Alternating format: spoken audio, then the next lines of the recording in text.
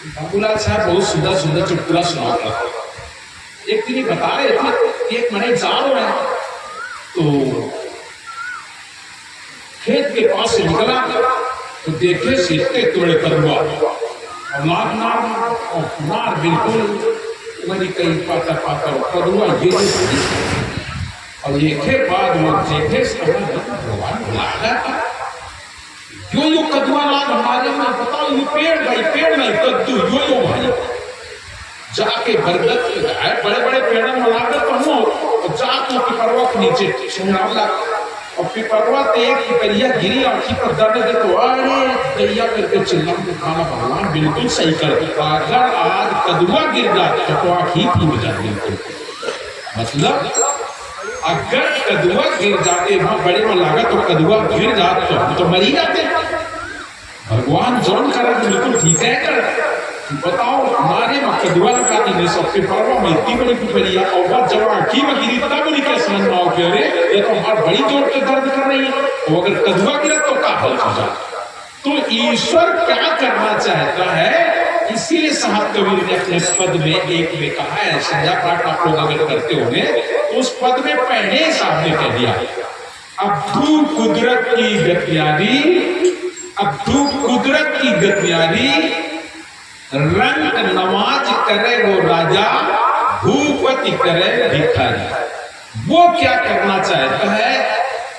क्या एक जगह पर और कहा है वो उन्होंने कहा शायद नारद बाबा ने कहा है रामचरितमानस में जय विधि होए नाथ हित मोरा करव सुबेग दास में तोरा ये नारद जी कह रहे हैं भगवान से जय विधि होए किस तरीके से जिस देखिए मैं तो जानता नहीं कि मेरा हित किसमें है बच्चा नहीं जानता कि मेरा हित किसमें है माँ जानती है कि बच्चे का हित किसमें है बच्चा छोटा सा है उसे नहीं पता है वो तो जल्दी आग में हाथ डाल देता है खौलते हुए पानी में सब्जी में हाथ डाल देता है डाल देता है नहीं माँ उसकी रक्षक होती माँ उसे पकड़ देती है सर्दी होती है बच्चा तो सर्दी में बाहर निकलने को चाहता है दौड़ना चाहता है पानी बरसता है वो पानी में निकलना चाहता है लेकिन माँ जो होती है उसे पकड़ लेती है पकड़ करके वो जानती है कि अगर ये बारिश में जाएगा तो इसको जुकाम हो जाएगा सर्दी हो जाएगा बुखार आ जाएगा परेशान हो जाएगा माँ नहीं जाने देती वो माँ नहीं जाने देती आग को पकड़ने दौड़ती तुरंत पकड़ लेता नहीं तो जल जाएगा क्योंकि माँ को पता है कि इसका हित इसमें है ठीक इसी तरीके से जब हम सदगुरु की शरण में जाते हैं तो सदगुरु हमारे हित को जानता है कि इसका हित किसमें है इसे क्या चाहिए हम लोग अज्ञान दशा में जैसे बालक अज्ञान दशा में होता है ठीक इसी तरीके से हम भी अज्ञान होते हैं हमें तुम्हें लगता है हम ज्ञानी हो गए हम बहुत बड़े ज्ञानी हो गए सभी लोग ज्ञानी बैठो ना सब जब ज्ञानी बैठो अरे हमसे ज्यादा को जानते हैं हम ये जानते हैं हम वो जानते हैं ऐसा जानते हैं लेकिन याद रख लेना हम नहीं जानते कि हमारा हित किसमें है हम नहीं जानते अगर हम ये जान ले कि हमारा हित किसमें है तो बात ही बन जाए हमको कुछ पता नहीं होता हित जानने के लिए सदगुरु होता है वो जानता है कि तुम्हारा हित किसमें है तो कह दिया उन्होंने जय विधि होए नाथ हित मोरा जिस तरीके से मेरा हित है उन्होंने ये नहीं कहा कि तुम मुझे ये दे दे वो दे दे ऐसा कर दो वैसा कर देना जय विधि होए नाथ हित मेरा जिस तरीके से मेरा हित हो वही काम आप करें जैसे बच्चे को हम लोग पकड़ लेते हैं आग पानी से बचा लेते हैं इसी तरीके से हम ईश्वर से भी बस एक ही प्रार्थना करें मुझे और कुछ प्रार्थना करने की जरूरत नहीं जय विधि होए नाथ हित मोरा हे ईश्वर हे साहेब हे परमात्मा मेरा किस तरीके से हित हो ये हित तो आपको जानना है आपको सतलोक ले चलना है मुक्ति दिलाना है आप क्या करना चाहते हो हमें तो कुछ पता ही नहीं कि मुक्ति क्या है सतलोक क्या है भक्ति क्या है इन सब से परे है हमें अपने जीवन को बदलने का कोई मार्ग मुझे नहीं पता मैं तो केवल सतगुरु से विनय ही कर सकते हैं जय विधि होए नाथ हित मोरा करो सुबेग दास में तोरा मैं तुम्हारा सेवक हूँ आप वही कार्य करें जो जिससे मेरा हित हो जाए और वो वही कार्य करता है दूसरा कुछ करना नहीं उसका काम ही उतना ही है काल का अपना अलग काम, साहब का अपना अपना काम। साहब तुम्हारे हित की बात करते हैं कि तुम्हारा कल्याण कैसे होगा। काल अपना काम करता है, साहब अपना काम करते हैं। तो आज धर्मदास साहब को ढूंढ करके, घर को सोच करके, माता को देखकर ऐसी जगह भेज दो जहां पर ये मेरा अंश सुरक्षित हो, इस जीव को भक्ति मिल जाए, ये मुक्त स्वरूप हो जाए। और ये अगर मुक्त हो जाएगा तो निश्चित ही तमाम और जीव मुक्त हो जाएंगे। इसलिए देश विदेश ढूंढने अमावा, मन महेश का देखा भावा, यहाँ दिल है लगन हमारा, यहाँ बैठ के करो पसारा। तब सुधर्मावती गढ़ कौला जाई, इन गढ़ लगन हमारे भाई, इनके घर में मेरा लगन है। वहां पर धर्मदास साहब को उस सोच विचार करके भेजा जा रहा है। इसलिए कि देखिए भक्ति में घर है, इसके घर में भक्ति है और ये भक्ति में आएगा जरूर। और जब भक्ति में आएगा तो सगुण मत की, संसार में सगुण मत की भक्ति है, बस सगुण भक्ति में ही फंसेगा करके। और कम से कम अच्छी जगह इसका फंसना दुराचार तो नहीं होगा,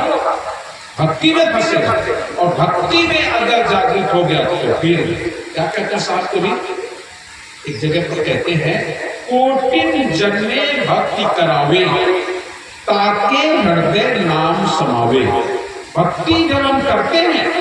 तो जरूरी नहीं कि हम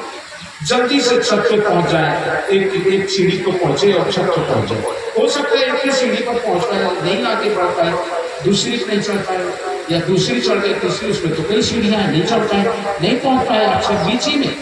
लेकिन साहब कभी कहते हैं कोई चिंता की बात नहीं, कम से कम 2 सीढ़ी चढ़ तो गए।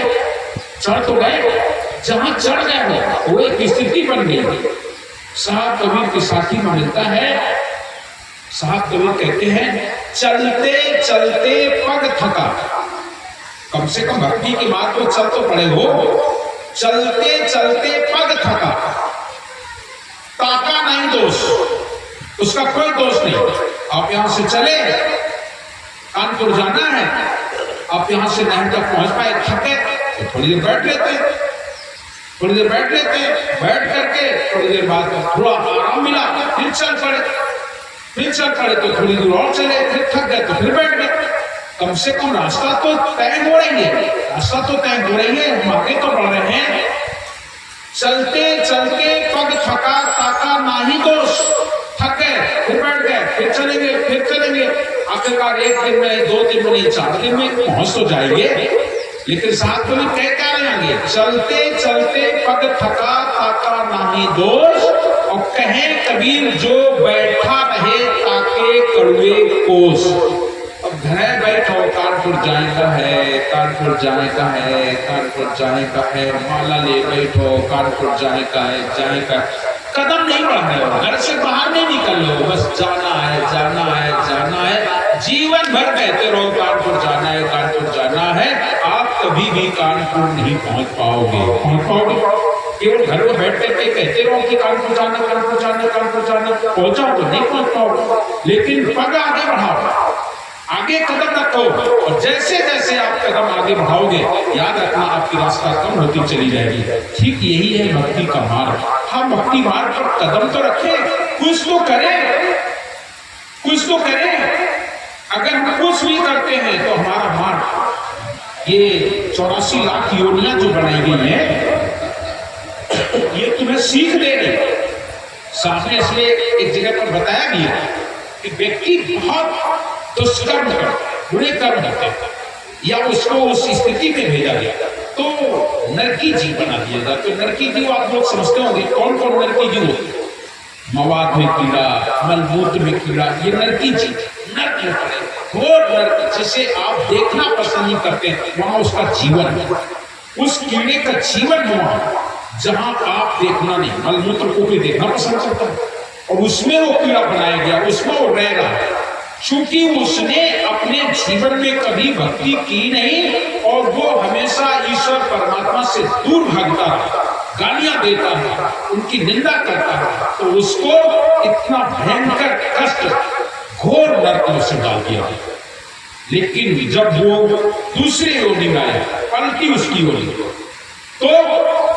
फिर उसके जीवन में ऐसे करते करते आपको मनुष्य मिलता है। और जब आपको मनुष्य मिला, और मनुष्य केवल इसीलिए मिला है कि आपकी बात आप भक्ति भजन करके पार हो जाए, लेकिन आप नहीं पार हो पाए। जरूरी नहीं कि सभी लोग पार हो जाते। भक्ति करना तो शुरू किया ना, भक्ति करना शुरू किया है तो फिर आपको मनुष्य से मनुष्यता नहीं प्राप्त होगा। हमेशा याद रखिएगा, अगर आपकी भक्ति ठीक ठाक है और आपकी मृत्यु हो गई तो आपको पुनः मनुष्य नहीं प्राप्त होगा। साथ